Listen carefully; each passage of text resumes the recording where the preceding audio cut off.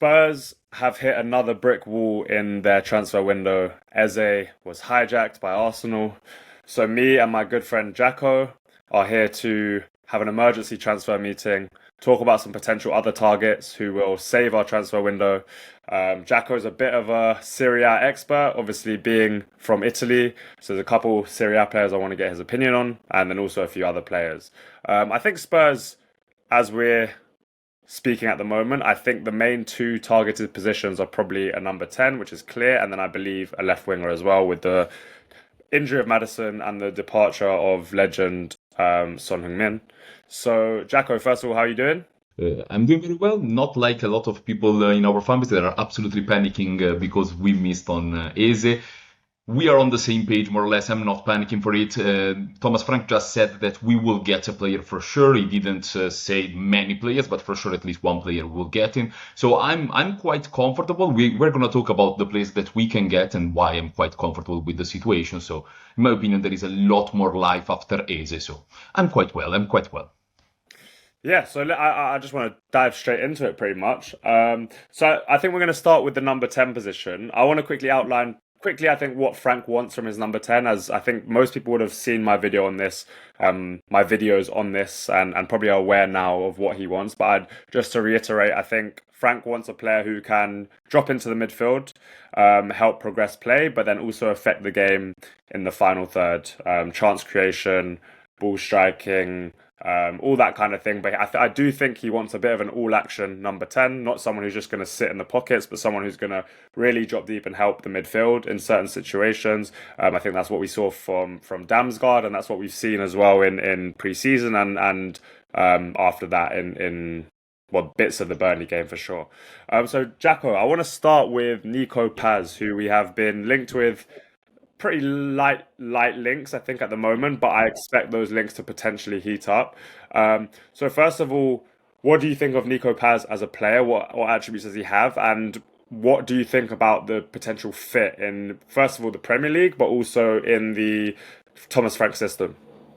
Absolutely. So what do I think about Nico Paz? In my opinion, is the best talent in the Serie A. Is as clear as this. Last season, he came to Serie A, a lot of hype around him, but also a lot of pressure because he came from Real Madrid. But he made the Serie A more or less his playground. Seriously, he looked completely different to the rest. So talking about his characteristic, in my opinion, he's a little bit of a modern footballer because when you see about Nico Paz, he's not really the fastest player in the world. He's not really the most explosive player in the world, but he's also very physical. So the fact that he's not fast is not a problem at all, and he showed it also during his season because he's so smart. On the half turn, he's in my opinion the best that there is out there. He's seriously so good in the first touch. He's always very aware of what is happening around him. As only the best players in the world do. And in my opinion, he's a perfect fit for Frank because, as you said before, Frank wants someone that can do a lot of things. And I don't feel like we have an option that can do many more things than Nico Paz because he can drop deep, he's very smart, as I said, his understanding of the game is very high for a 19 years old player. That is crazy. Like, in my opinion, the best thing when you watch Nico Paz is how mature he is in the game, how we understand the game, how we read the game before the opposition. In my opinion, that was something that was so crazy because if you think only about physical and athletic characteristics, there are maybe players more exciting than him because they are more explosive, but the fact that he was so in control of the game and he was almost immediately recognized as a leader in Como, for me was a huge part of it because when you talk about players coming from Real Madrid, then you need to see if they will do it also in other situations. He also showed that he had the personality of a Real Madrid player. He also showed that he had the personality of a Galactico, more or less. So that's the feeling that everyone watching Serie A had last season. A player that was completely out of our league, the Serie A league, that of course in the last years had a little bit of a decline. So he's in my opinion a complete package. As I said, can drop deep, can have a physical battle in midfield. If you play him further up the pitch around the box, you can't let him shoot because he's deadly with that. And if you close him down, we can find lines of passes that other won't even think about it. So I'm really happy on him because I feel like we have in our hands a future superstar. The problem that I have is that he's a little bit still unrealistic. Not that he's completely unrealistic, but we need also to understand that this is a Real Madrid player, more or less. Real Madrid have a lot of options to buy him. Like, for example, if we make a 40 million offer, they will get a 40 million offer and they will get him. And I feel like also Nico Paz is using this spell at Como to be ready in the end to become a Real Madrid player. I find it really tough that Nico Paz will not be a Real Madrid player. But if he will not be a Real Madrid player, I would love him to be a Tottenham player. For me, would be an absolutely game changer. So yeah, so I agree with a lot of what you said on Paz. I think the thing that really stood out to me is his ability to read space and where to kind of position himself to pick up the ball, and he always knows what's around him. He's so good on the half turn, and it's not just like um, it's very intelligent touches. So he'll feel out that maybe someone's on his left, and he'll turn out to his right, and just very intelligent player.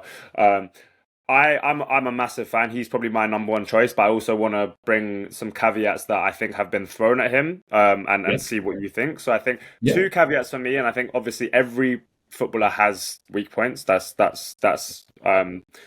just the story of it. So I think there's two things for me that might be two concerns. I see him as a player that is at the moment playing at a very Serie A pace, I would say. When I watch the Serie A, it is a slower league. That doesn't mean it's a worse league. It's a different style. And how do you think that he would transition to a mhm, more fast-paced league? I think often he kind of glides around the pitch at his own speed, and I think there's a positive to that. I think he's always in control of the game, and he's never rushed. But I think maybe he'd have a bit of a shock when he first came to the Premier League. That's my first thing. My second okay. thing is um, he's very left-sided, I would say, and Mhm. not again, not always a negative. I think would you say he has more limited angles, or can he play at multiple angles? So if you just address those two points. So to answer about the angles, I feel like is is not a problem. Like the way that I watch Nico Paz, as we said, the first touch and the improvisation, the creativity around his first touch and the awareness that he have around him makes him someone that doesn't have really some angle bias. Yes, of course, he's a little bit more left-footed, and everyone can understand that. But he's not someone that is limiting himself to go always on the left. He's very very creative, and also his right foot is not the best, but he can use that in certain situations. So when I watch Nico Paz, I always believe that he doesn't have an angle bias. Also, when he's receiving the ball, in my opinion, where he's the best, when he's receiving the ball centrally, I feel like the fact that he's so consistent and so effective is that the defender doesn't know where he's going, because he doesn't let you understand what he's going to do, Yeah. and that's the best part of it. So I feel like in terms of angles, in terms of first touch, he's very unpredictable, despite being left-footed, that sometimes will not help it. The other situation is a very interesting question about the Premier League, because it's obviously a question that everyone will have, because as you said, the Serie A might not be better or worse. In my opinion, of course, in terms of quality is a little bit worse. They are developing good talents, but in terms of the top level, Premier League is obviously an higher level, so also the intensity in the Premier League is higher. I'm not worrying too much. I'm not saying that it doesn't need to have a little bit of time to adapt to the different leagues, but I've seen him, for example, coming from not playing at all but he's also a quite intense player without the ball. We didn't talk about it, but he's a player that will always help the team also defensively. He plays also as an eight with Fabregas, especially in the games where Como can't have the ball too much like they want. So he's also someone that is able to drop deep and try to be a physical presence. Of course, he's not a defensive player, but that's a little bit what I think about the Premier League Yeah. adaptation. I don't feel like he would have any problem. And I think it's a very good answer, and I think there are players that are that good technically and mentally that the intensity of the Premier League never really phases them. I think a few good examples of this have been Odegaard at his best. I think has never Yeah. been an intense player. I think David Silva at times. Obviously that's going back a bit further, but I think a great example of this is actually last season how Marco Asensio came to the league, and I think everyone kind of expected him to really struggle with the intensity, and I don't think he really adapted his game that much, but he was kind of, I think people were surprised by how good he was technically, that it just sort of carried him through. So I think that's a great example. Okay, let's we could talk about Paz, I mean, forever. So let's move on to Magnus Akliouche, I think, which is probably the one that's getting most heavily linked at the moment. And I see some actually similar um, characteristics to Paz with Akliouche. I think Akliouche for me, obviously he's played a lot on the right flank, but it's more of a sort of 10 out wide kind of thing. So he might receive it out wide, but always looking to drift inside, picking up sort of narrow positions. Really someone who wants to operate in central areas and be a real creative player in there. I think there's been times also where he has dropped deep and played a bit deeper. So he can definitely do the progressing. I do think he is a bit of a dual player, so he's definitely able to be a creative passer, but I also think he is a carrier as well. And I think Frank obviously wants someone who can carry it from deep areas, but he also will then want that creativity in the final third. And Damsgaard, again, going back to Brentford, was that for him Brentford. And I think Akliouche does have that in his locker. I think the concerns with Akliouche at the moment are probably his explosiveness as well, and probably his physicality.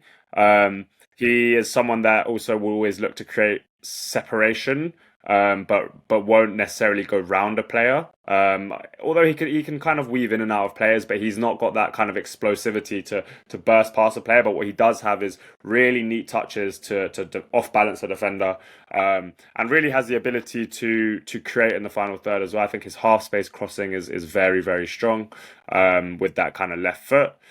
The other concern I have with Akliouche is potentially the fact that he's very left-footed. I think we could apply this to Paz as well, and we are going to come on to our left wing options as well. But just to put this in there, if Savinho was to kind of be brought in, we'd be looking at three left footers across the attack behind the striker, and that could be a concern in terms of too favourable, too heavy on kind of left-footed angles, if that makes sense. But what are some of your thoughts on Akliouche, So, and how do you kind of compare him to the other options, and how high are you on him? Akliouche is a very interesting profile, a profile that I've started to really pay attention in the end of last season. I'm not an avid watcher of the Liga, but I would always try to keep updating on the best talents that there are there, and surely Akliouche is one of them. And the more I'm watching him, the more I feel like, as you said, he will be a number 10 and the central player in the future, and the more he progresses with his career, for the reason that you said, in my opinion, he's not the most explosive player. He's not someone that you will take your breath away when he tries to get in the one against one, but he's a very smart player. You can understand when he's trying to dribble, he's quite unpredictable. He loves to take on players, even if he doesn't have the speed to burst past them, but he's someone that is very good at creating separation, to make a decision and to make a pass. His passing ability is good. I've seen him making very good passes, very good decision making. His physicality is interesting. He's not the strongest one, but he have a long frame, so that will help him a lot in terms of especially carrying the ball. He might not be the most explosive on the go, but once he's gone, he will maintain a very good speed. So that will be very interesting centrally. So I feel like he ticks a lot of boxes. I have a little bit more concern, a little bit of concern in terms of adapting to the Premier League, because I feel he might need a little bit of time. As you said, he's not the most explosive, but in my opinion, the thing that Pats have above him is also that physical presence, is also that ability to maintain the balance even against physical contacts. That's something that with Akliouche, I'm not saying that he can't, I just want to see it a little bit more, because he looks sometimes a little bit light. And I think you're right. And if you just look at their body shapes, even if you just look at pictures of them, you can see the difference in terms of their build. Akliouche is very slim. He's very skinny. And that's one of my favorite style of players. But it might some players maintain the ability to kind of withstand contact even when they're kind of slight. It's one of those where I think you have to wait and see how he'd adapt to the Premier League. But that is a concern for sure. I had one extra kind of concern around Akliouche, and, Okay. and that is kind of the similarity to Kulusevski. In terms of Okay. obviously Kulusevski will be coming back in January, I think, or December or January, and obviously Unfortunately. he's a major part of our future. And I don't think it's in terms of style or the kind of aesthetics, but I think in terms of the zones they want to be in and the kind of end product they want to create, I think they are quite similar. And is it worth kind of doubling up on a profile like that rather than getting someone who can do something different. What are your thoughts on that? I actually kind of agree because the angles and the preferences are quite similar. They are two different plays. Of course, Kulusevski is more similar to Pats in certain way. I'm saying Kulusevski because Kulusevski is not the fastest. He plays more or less on his own pace, but he have the ability to really stand against physical contact. And we're not saying that Akliouche can't.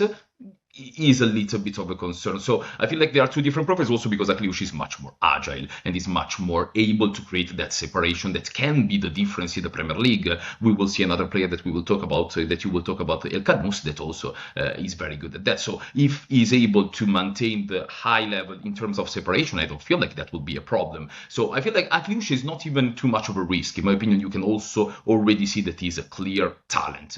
Another little concern that I have, and then we're going to close if you want, about Akliouche is a little bit his ball striking ability. So he's good, but I don't feel like he's on the same level of the other options that we have. For example, Nico Paz or El Khannouss. Yeah, I think that's a great point. I think Akliouche, he's got one style of finish in his locker, which is the kind of Yeah. finesse curled shot into the far corner. He doesn't hit shots with much power. And I think shooting is definitely something that can be developed. There's certain attributes that can't be developed. I think shooting is one thing that can improve quite significantly. So that's something that obviously at the moment isn't at a top level, but potentially could be improved on. But yeah, let's move on to El Khannouss. I think we'll touch on El Khannouss and then we'll end on Savinho and just discuss Savinho because that's the only left winger that's really been properly discussed. In terms of El Khannouss, I've been everyone who knows I've been a massive fan of him and kind of pushed him all over my socials. I think he is a no-brainer signing. I think Tottenham have a bit of an issue or have had an issue. We're getting closer to the level, but I think in terms of technical base level in the squad, it's been an issue.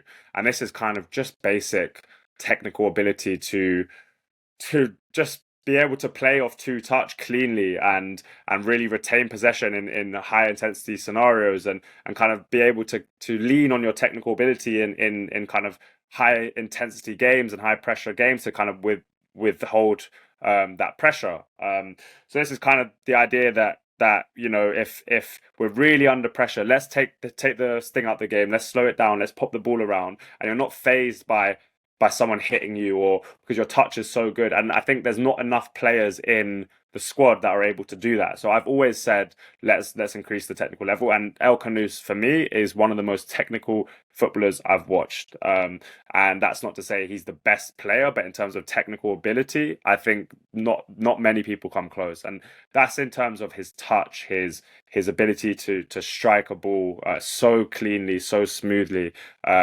His balance is really good and his ability to change direction. I think the concerns for me around El Khannouss are probably physically, again.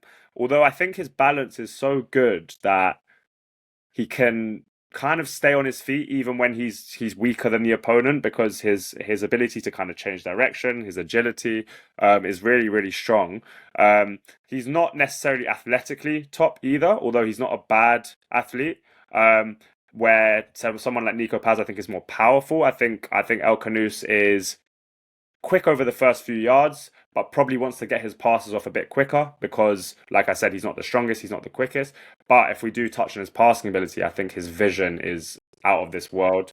His ability to kind of find that tiny gap and thread a pass through, I think, is really good.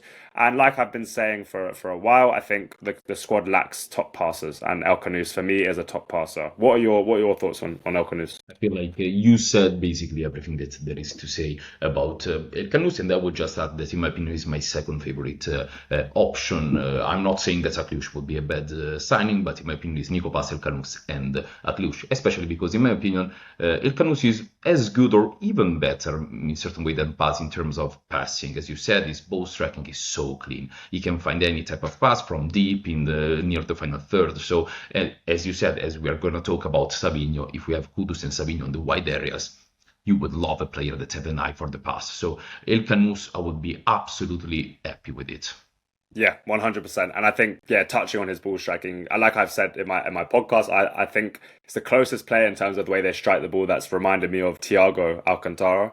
And that is my favorite ever person, like player who, the way he strikes a ball is like effortless. Like just they look like they haven't put any power into it, but it just whips across the grass. He Like just flies, for yeah, no yeah, reason. and I think that's in his locker for sure. Okay, so that's the three tens. I think we've kind of covered some of the concerns and some of the pros of them. I think no one's a perfect player, but I think all three of them are very, very good options. And if the club could get one of those done, I think it would go a long way to improving us. And then obviously with Son leaving this summer, it's always been talks about potentially whether we're going to replace him or not. And I'm still 50-50 if on the club if they are going to do that.